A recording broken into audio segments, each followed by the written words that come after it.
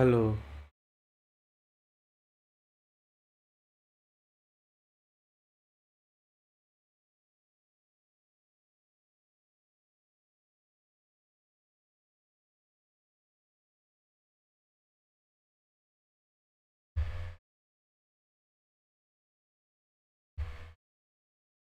जिज्ञासु मित्रों, बहुत बहुत अभिनंदन है आप सभी का दिव्य सृजन में।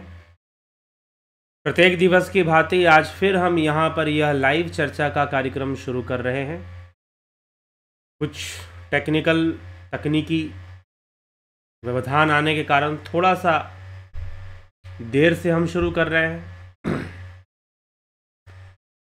और आज का जो विषय है, मोटी बुद्धि वाले भगवान या गॉड को मानते हैं। चलिए ठीक है, इस पर हम चर्चा करेंगे कि ऐसा क्यों कहा जा रहा है और यह जो विषय है कहाँ से लिया गया है।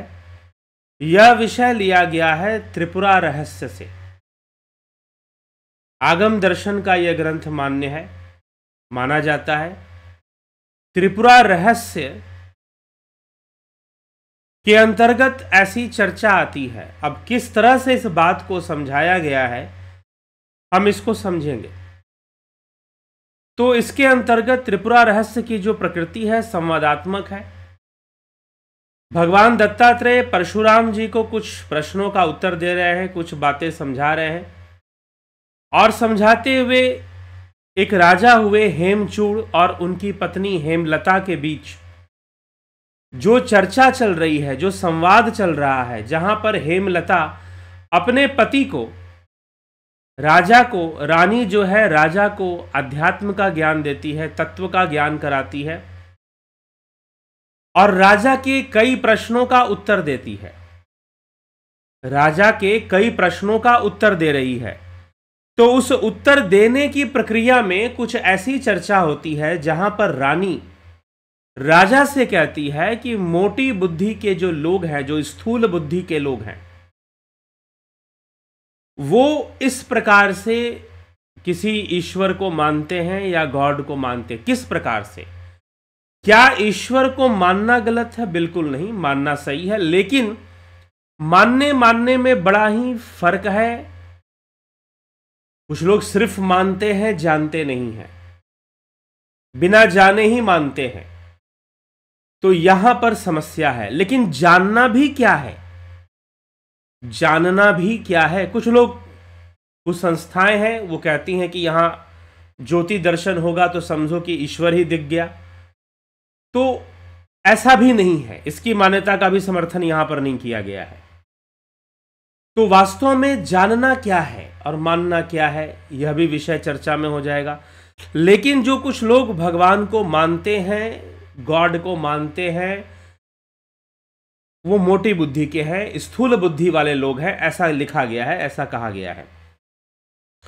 तो किस ढंग से मानते हैं? वास्तव में इस चर्चा में व्यक्तित्ववाद का खंडन है। व्यक्तित्ववाद अर्थात ईश्वर को किसी व्यक्तित्व के रूप में मानना, ईश्वर को किसी व्यक्तित्व के रूप में स्वीकार करना। जैसे कि कुछ लोग कहते हैं कि भाई ऊपर वाला, सातवें आसमान पर ऊपर में कोई बैठा है, एक शक्ति बैठी है, एक गॉड बैठा है जो कि दुनिया चला रहा है, और जो उसको मानेगा, जो उसमें श्रद्धा रखेगा, उसे वो स्वर्ग में भेजेगा, और जो नहीं मानेगा उसे वो नरक में डाल देगा। कुछ ऐसी जो चर्चा होती है, जहां पर व्यक्ति कर्मों के महत्व को ना समझकर ईश्वर की प्रसन्नता, या गॉड, ईश्वर शब्द का अर्थ कुछ और होता है। ईश्वर जो कभी नष्ट ना हो, ईश्वर का विलोम है नश्वर। ईश्वर शब्द का विलोम है नश्वर। जितनी चीजें नष्ट हो रही हैं वो नश्वर हैं, और जो नष्ट नहीं हो रहा है वो ईश्वर है। ईश्वर सर्वव्यापी है। लेकिन ईश्वर के व्यक्तित्व स्वरूप का खंडन किया गया है, अर्थात व्यक्तित्ववाद का खंडन है। अगर आप ये कहते हो कि कोई ईश्वर बैठा हुआ है ऊपर में और वो दुनिया चला रहा है, दुनिया को वही बनाने वाला है, जैसे कि हम कोई चीज बनाते हैं, जैसे कुम्हार जो है घड़ा बनाता है, वैसे ईश्वर ने दुनिया बनाई है, इस बात का खंडन किया गया है त्रिपुरा रहस्य में। इस बात का खंडन किया गया है। ईश्वर ने दुनिया वैसे नहीं बनाई है जैसे कुम्हार अपने घड़े को बना रहा हो या कुम्हार बर्तन बनाता है मिट्टी के, उस ढंग से ईश्वर ने दुनिया को नहीं बनाई है। अगर आप ईश्वर के बारे में ऐसी सोच रखते हो कि जैसे कुम्हार ने घड़ा बना दिया वैसे ही ईश्वर ने दुनिया बना दी, तो आपकी मोटी बुद्धि है। ये मोटी बुद्धि वाले लोग ऐसी बातों को समझते हैं। ये मोटी बुद्धि वाले हैं जो कहते हैं कि कोई ऊपर वाला बैठा हुआ है। इसीलिए श्रीमद् भगवत गीता की भी बातें समझ में नहीं आती हैं कि कृष्ण कहना क्या चाहते हैं। कभी तो ऐसा लगेगा जैसे कृष्ण कहना चाहते हैं मैंने ही दुनिया बनाई है, मैं ही सब कर रहा हूं, मेरी मर्जी से ही सब होता है। लेकिन कृष्ण ये भी कहते हैं कि अहम आत्मा गुडाकेश सर्वभूताश्च स्थितः, कि मैं ही आत्मा हूं, सभी भूतों में स्थित आत्मा मैं ही हूं। अब इसी विषय पर गहन चर्चा शुरू कैसे होती है? चर्चा ऐसे शुरू होती है कि प्रारब्ध का समाधान क्या है। प्रारब्ध का समाधान पुरुषार्थ है और योग रूपी पुरुषार्थ, प्राणायाम से हम प्रारब्ध पे विजय प्राप्त करेंगे। ये बात रानी राजा को समझाती है और उधर भगवान दत्तात्रेय भी परशुराम जी से वार्तालाप कर रहे हैं। तो रानी हेमलता ने राजा हेमचूड़ को समझाया कि पुरुषार्थी बनना चाहिए मनुष्य को, और प्राणायाम एक ऐसी क्रिया है, योग एक ऐसी विद्या है कि जिसका अभ्यास करने से मनुष्य अपने प्रारब्ध पर भी विजय प्राप्त कर लेगा। तो पहले तो यह समझाया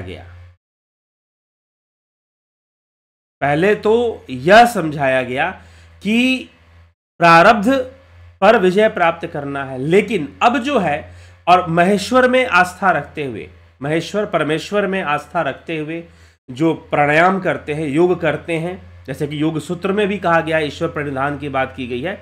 लेकिन योग सूत्र का ईश्वर क्या है?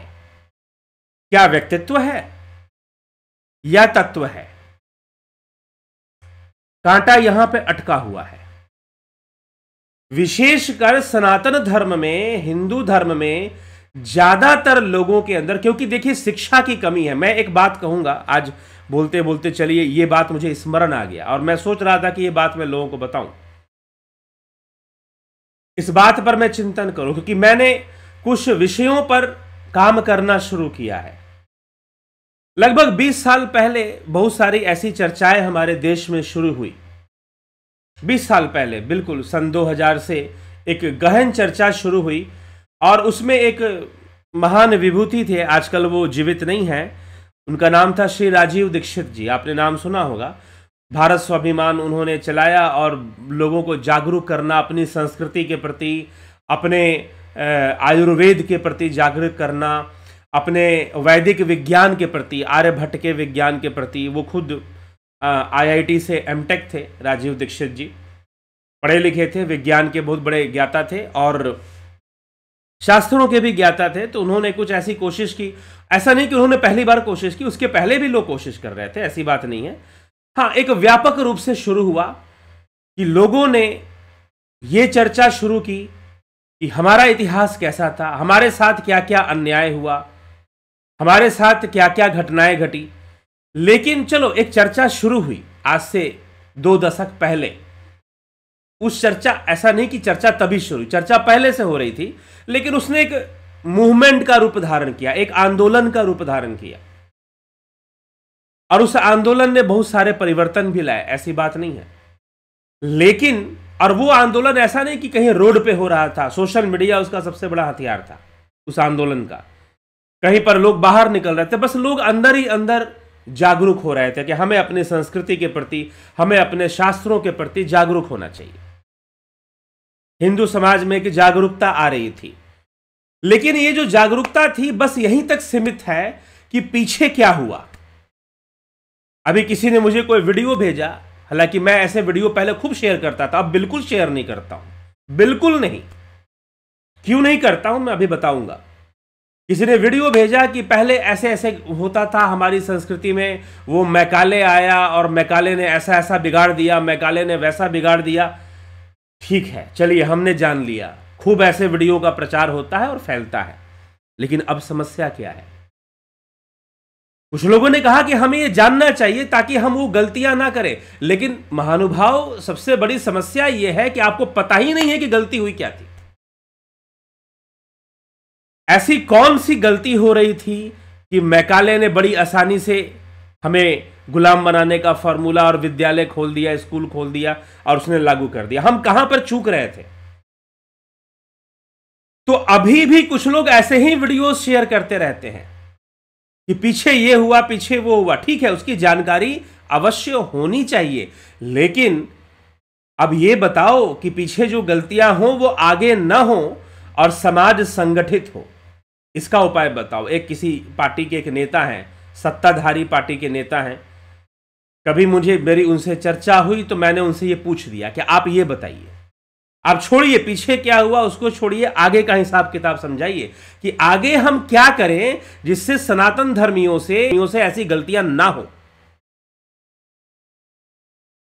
उनसे ऐसे मिस्टेक्स हो ही ना। आगे हम क्या करें? आगे हम कौन सा कार्य करें जिससे कि सनातन धर्म के लोगों से, हिंदू जो अनुयायी हैं, सनातन धर्म के जो मानने वाले लोग हैं, उनसे ऐसी गलतियां ना हो। आगे हमें क्या करना चाहिए? तो बिल्कुल चुप। उनके पास कोई जवाब नहीं था। कोई बड़े नेता नहीं थे, लेकिन सत्ताधारी पार्टी के ही नेता थे। तो बिल्कुल चुप, कोई जवाब नहीं उनके पास, कोई जवाब नहीं है कि आगे क्या करना चाहिए। उन्होंने कहा कि नहीं, हम तो लोगों को सजग करना चाहते कि ऐसा ऐसा हुआ, लेकिन ऐसा क्यों हुआ उसका कारण तो समझो और आगे कैसे करना चाहिए। अब वो नेता है। फिर मैंने एक संस्था का नाम लिया जो हमारे देश में है, लगभग पूरे विश्व भर में उसकी कई शाखाएं हैं और लाखों के संख्या में लोग उससे जुड़े। वहां पर कुछ विचारधारा दी जाती है।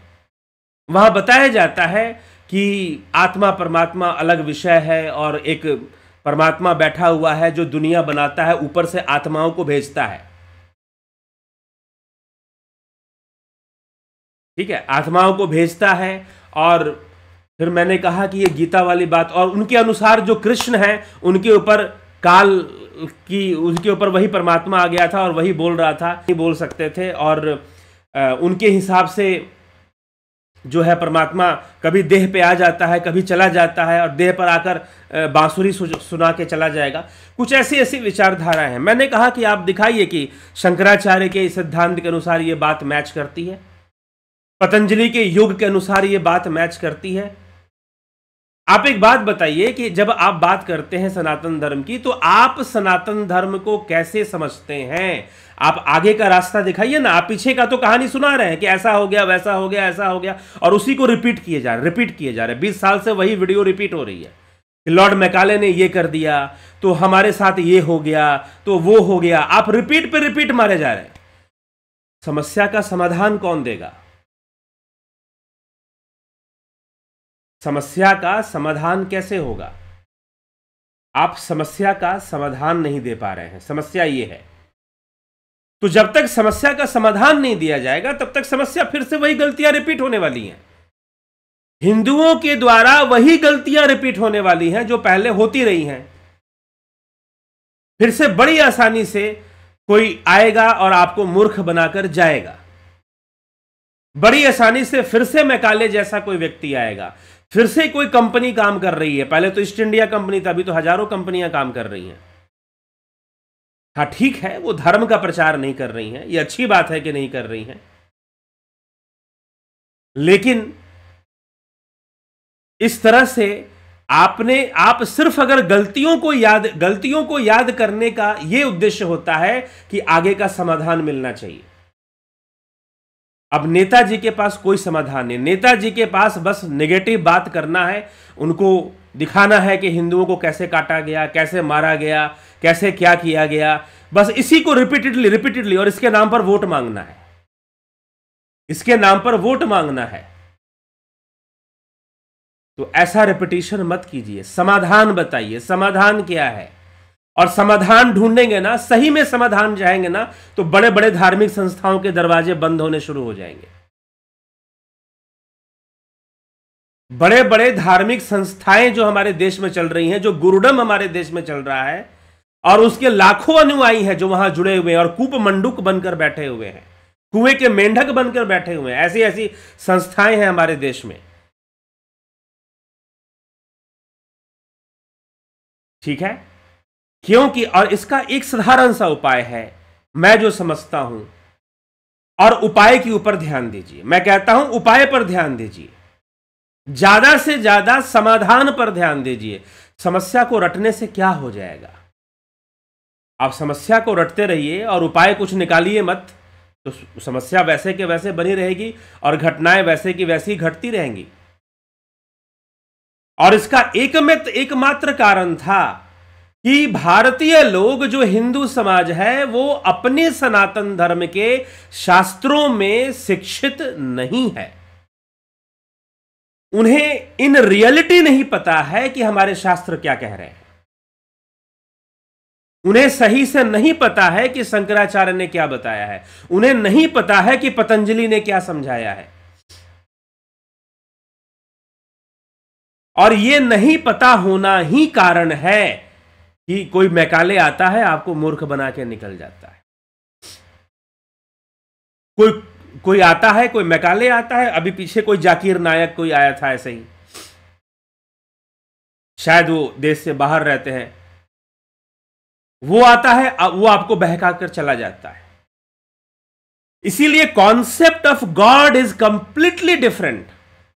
सत्य तो यह है कि हिंदू धर्म में, सनातन धर्म में कोई कॉन्सेप्ट ऑफ गॉड है ही नहीं। There is no god, it is a godless philosophy. अगर आपको बात समझ में आए तो समझिए। अगर आप सनातन धर्म को समझना चाहते हैं तो पहले एथेइस्ट बन जाइए। स्वामी विवेकानंद ने यह बात कही थी, it is better to be an atheist than to being a hypocrite. और वो नास्तिक थे। स्वामी विवेकानंद ने अपनी आध्यात्मिक यात्रा नास्तिक होने से प्रारंभ की। अपने धर्म की यात्रा उन्होंने नास्तिक होने से प्रारंभ की। सबसे पहले किसी ऊपर वाले, किसी ऐसी ताकत को मानना हमेशा के लिए बंद करो कि जिसने दुनिया बना दी होगी।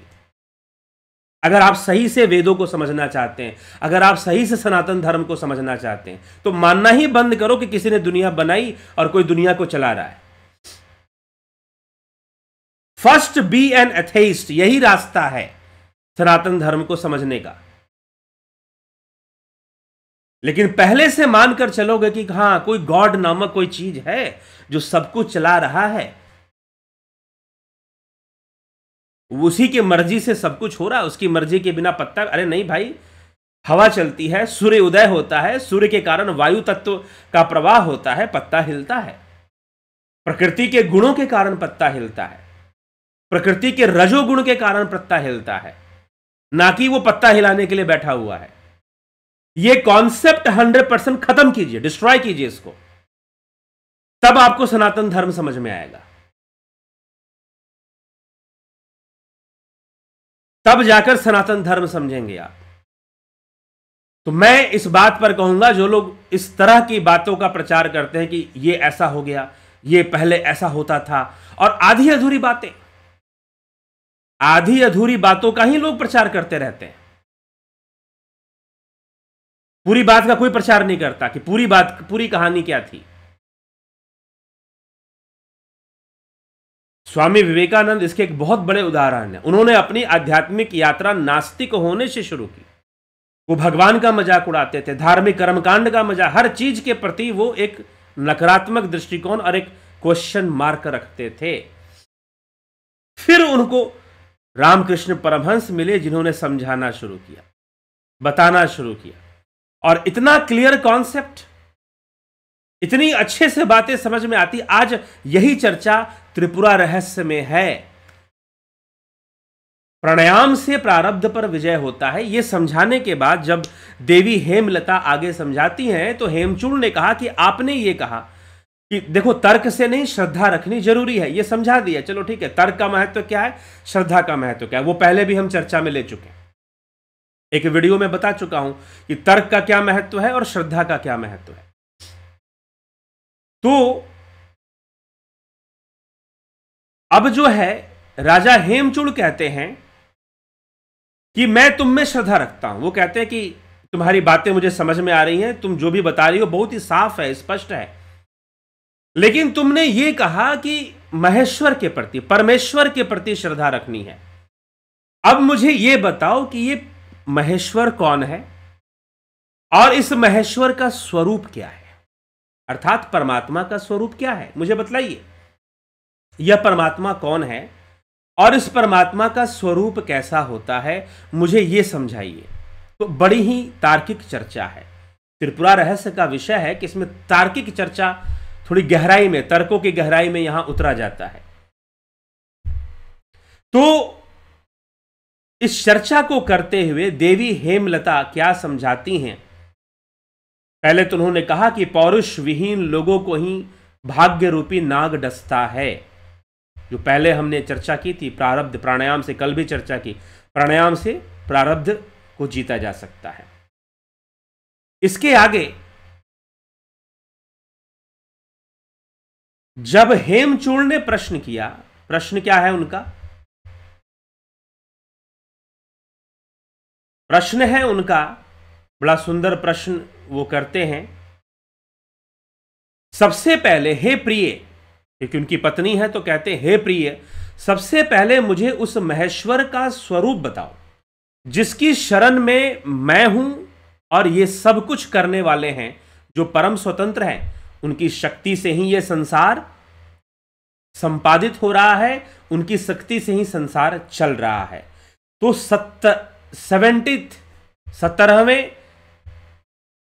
17वें श्लोक में ऐसा प्रश्न, प्रिय महेश्वरम ब्रूहि या शरण्यो भवेन मम सर्वकर्ता स्वतंत्र आत्मा यक्षक्त्या नियतम जगत, जो जगत का नियंता है, स्वतंत्र आत्मा है, सब कुछ करने वाला है, मुझे उसका स्वरूप समझाओ कि हे प्रिय, उस महेश्वर का, महान ईश्वर, महेश्वर मतलब शिव को भी कहते हैं, और महान ईश्वर का स्वरूप क्या है। तो देवी हेमलता अपने पति हेमचूड़ को समझाते हुए कहती हैं, तम विष्णु माह कैचिद्वै के चिक्षण वगणेश्वरम तथा सूर्यम नृसिंहादीनम बुद्धम सुगतमेव च, अर्थात कि कुछ लोग हे, तो हेमलता कहती है कि कोई विष्णु कहता है, कोई शिव कहता है, कोई गणपति कहता है, कोई सूर्य कहता है, कोई नरसिंह कहता है। कुछ लोग देवताओं को पूछते हैं, सुगत, अरहत, वासुदेव, प्राण, सोम, अग्नि, कर्म प्रधान या अनु प्रभृति, अर्थात वो कौन है, क्या वो विष्णु है, क्या वो शिव हैं, क्या वो गणपति हैं, या वो सूर्य हैं, वो परमात्मा, वो महेश्वर है कौन। इस तरह विराट विश्व के हेतुभूत परमात्मा के स्वरूप तरह तरह के संप्रदाय से भिन्नता के कारण अनेक तरह के हो गए हैं।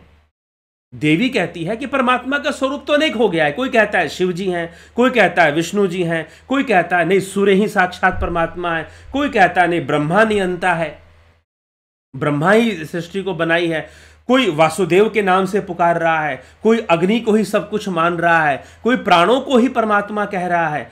तो अलग अलग मत हैं और अलग अलग लोग अलग अलग तरह की बातें करते हैं। तो इससे मुझे संशय होता है कि परमात्मा का स्वरूप क्या है, उस महेश्वर का स्वरूप क्या है, कृपया करके मुझे समझाओ। ऐसा प्रश्न हेमचूड़ हेमलता से, क्योंकि उन्होंने कहा कि परमेश्वर में श्रद्धा रखते हुए प्राणायाम करना चाहिए और प्राणायाम करने वाला योगी प्रारब्ध पर विजय प्राप्त करता है। तो अब इसका स्वरूप समझा दो कि उसका स्वरूप क्या है, परमात्मा का स्वरूप क्या है। तो देवी हेमलता कहती हैं कि भगवान व्याघ्रपाद, व्याघ्रपाद कौन है, वो ऋषि हैं जिन्होंने हेमलता का पालन पोषण किया था। तो व्याघ्रपाद लोक परलोक और परमात्मा के संपूर्ण रहस्य को जानने वाले महान ऋषि हैं। पहले तो अपने गुरु और अपने पिता का वो नाम लेती है कि उन्होंने मुझे बताया है, और वो परमात्मा के संपूर्ण रहस्य को जानने वाले महान योगी हैं, महान ऋषि हैं, और मैंने उन्हीं से जो जाना है मैं आपको बताऊंगी। लेकिन हेमचूड़ कहते हैं कि यही कारण है कि नारी होने के बावजूद इस संबंध में तुम्हारी आंखें इतनी साफ हैं, अर्थात तुम्हारी जो दृष्टि है, तुम्हारा जो विजन है, हर एक विषय के प्रति स्पष्ट है। क्यों स्पष्ट है? क्योंकि देवी हेमलता ने प्रैक्टिकली सब कुछ जाना है, अपनी साधना से जाना है। एक तो उनको ऐसे पिता मिले व्याघ्रपाद, जो महान ऋषि हैं, तत्वज्ञानी हैं, और दूसरा उनको ऐसे और उन्होंने जो योग साधना सिखाई देवी हेमलता को, उस योग साधना से जो उनको ज्ञान प्राप्त हुआ वो बता रही हैं। तो जब आदमी थ्योरी और प्रैक्टिकल दोनों क्लियर होता है ना, तो विजन एकदम क्लियर होता है। विजन जो है एकदम क्लियर होता है, आपकी दृष्टि एकदम स्पष्ट होती है। तो जो हेमचूड़ है वो रानी की प्रशंसा करते हुए कहते हैं कि हे रानी, भले ही तुम स्त्री हो, भले ही तुम स्त्री हो, लेकिन तुम्हारी जो बुद्धि है वो बड़ी ही प्रखर है और तुम बड़ा ही स्पष्ट देखती हो। प्रत्येक विषय के प्रति जो तुम्हारी विचारधारा है, तुम्हारी जो अवधारणाएं हैं वो इतनी साफ हैं और तुम इतनी आसानी से समझा देती हो कि मुझे हर बात समझ में आ जाती है। तो यह जटिल विषय मुझे समझाओ कि कोई शिव बोलता है, कोई विष्णु बोलता है, कोई ब्रह्मा कहता है, कोई सूर्य कहता है, कोई गणपति कहता है, कोई उसे गणपति भी कहता है, और कोई अलग अलग रूपों में लोग उसकी पूजा करते हैं। तो फिर वह परमात्मा कौन है और उस परमात्मा का स्वरूप कैसा है? मुझे यह इस प्रश्न का उत्तर दो। तो अब जो है इस बात को समझाना रानी शुरू करती हैं और इस बात को समझाते हुए क्या कहती हैं कि इस मर्म को मैं साफ साफ समझाती हूं, आप बिल्कुल सावधान होकर सुनिए। शैव लोग 5 मुंह तथा 3 आंखों वाले शिव को ही संसार की रचना करने वाले मानते हैं। घड़े बनाने वाले कुम्हार की तरह दुनिया बनाने वाला भी जीवधारी और देहधारी है, क्योंकि इस दुनिया में भी हम देखते हैं कि जिंदा देहधारी ही कुछ काम करता है। कहीं भी किसी को बिना देह और बिना जीवन के कुछ करते नहीं देखा गया। खासकर इनमें भी काम करने के सामर्थ्य मुख्यतः जीवधारी में ही रहना अधिक संभव है। अब देखिए यहां पर तर्क देना शुरू करती है देवी। क्या कहती है कि हम किसको कर्म करते हुए देखते हैं? जीव को हम कर्म करते हुए देखते हैं। जैसे कि कुम्हार घड़े को बना रहा है, तो कुम्हार एक जीव है। तो अगर हम इस दृष्टिकोण को अगर हम ग्रहण कर लेंगे तो हमें यह मानना पड़ेगा कि वो ईश्वर भी के अंदर भी ईश्वर होना एक जीवत्व भाव है, क्योंकि जीव ही कर्म करता है और कर्मों के बंधन में फंसता है। जीव ही बहुत कुछ करते हुए दिखाई देता है। तो है वो ये मानते हैं कि 5 मुख वाले और 3 आंखों वाले एक भगवान है, परमात्मा है, जिन्होंने दुनिया बनाई है। तो अगर हम ऐसी बात पर विश्वास करते हैं तो फिर हमें यह मानना पड़ेगा कि जो परमात्मा है वो किसी